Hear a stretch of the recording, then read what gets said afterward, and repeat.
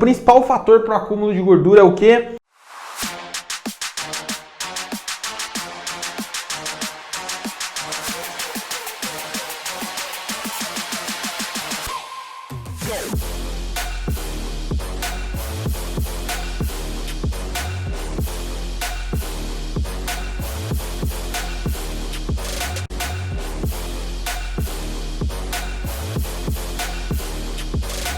A resistência à insulina não está só fortemente ligada à questão da extrema dificuldade de você conseguir queimar gordura e de você favorecer a questão do ganho de gordura, mas ela também está associada a diversas doenças, como eu já te falei, como por exemplo diabetes, pressão alta, entre outros, tá? E nessa aula aqui eu quero que você entenda como é que funciona essa questão da resistência à insulina. Eu fiz até um desenho aqui, não liga muito que eu não sou muito desenhista, mas eu quero te explicar basicamente como é que funciona esse processo de resistência à insulina, beleza?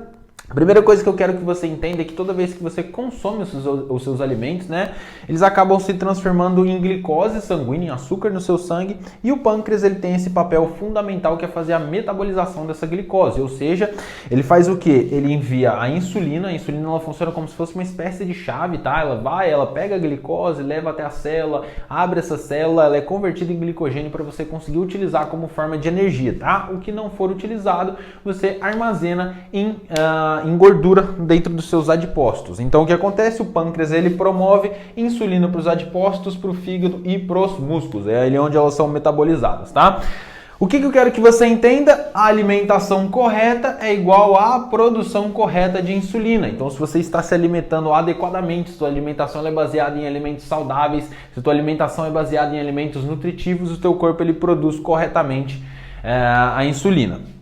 O que acontece? A prioridade do teu corpo é sempre fazer o quê? Tirar a glicose do seu sangue, tá? Então, como que funciona essa questão da resistência à insulina? A partir do momento que você começa a intoxicar o teu organismo, né, com alimentos processados, ultraprocessados e refinados, essa estimulação da insulina, a produção de insulina, ela começa a ficar cada vez mais intensa, tá? Então vamos supor que você fez uma refeição ali, teu corpo já, teve um pico de insulina, ele mandou para os adipócitos, para o fígado, para os músculos.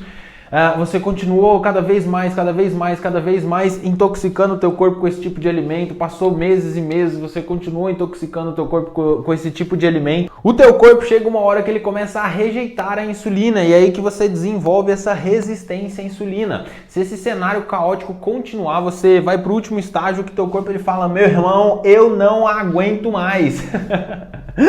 E o teu pâncreas ele reduz drasticamente a produção de insulina e você provavelmente será diagnosticado como diabético tipo 2. Como o teu pâncreas ele não produz mais insulina, a instrução é que você injete insulina de forma externa. Só que como o teu corpo ele já criou essa resistência à insulina, se você não muda os teus hábitos e você continua injetando de forma externa a insulina, provavelmente a sua situação ela pode até piorar. Provavelmente não, ela vai piorar.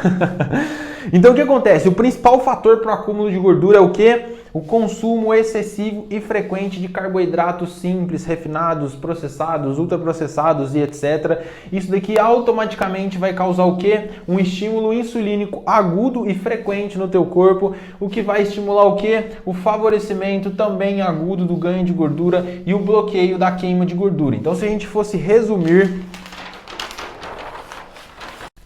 os dois fatores principais para o acúmulo de gordura é o que você come e a frequência com que você come essas coisas, tá? E agora que eu já te expliquei tudo isso, você já entendeu, agora ficou muito claro na sua cabeça que as calorias elas não são todas iguais. A maneira com que o teu corpo ele metaboliza os alimentos é completamente diferente. A maneira com que o teu corpo ele processa os alimentos é completamente diferente. E eu quero até te exemplificar isso com um exemplo, igual eu falei nas próximas aulas, a gente vai entrar mais na questão dos macronutrientes, também vai clarificar mais dentro da tua cabeça, mas para você entender essa parte da insulina aqui, eu fiz questão de deixar esse exemplo aqui. Eu quero que você imagine uma fogueira e as gorduras dentro dessa fogueira, elas representam como se fosse a lenha, tá? A lenha, ela praticamente não queima. O fogo ali na lenha, ele se mantém por várias horas, tá? A proteína, ela seria como se ela queimasse pouco esse fogo. E os carboidratos, principalmente os carboidratos simples, os carboidratos refinados, processados e etc., eles queimam muito rápido, muito rápido. É como se fosse pólvora, tá? Então a ideia é o quê? Se você tacar um monte de pólvora dentro dessa fogueira, mais alto vai ser o fogo dentro desse exemplo, né? Mais alta é a atividade de insulina dentro do teu corpo e maior é o favorecimento para o ganho de gordura, maior é a tua dificuldade em queimar gordura, entendeu? Então a ideia é que você tenha o quê? Uma fogueira que queime por mais tempo, uma fogueira que tenha um fogo controlado, sacou?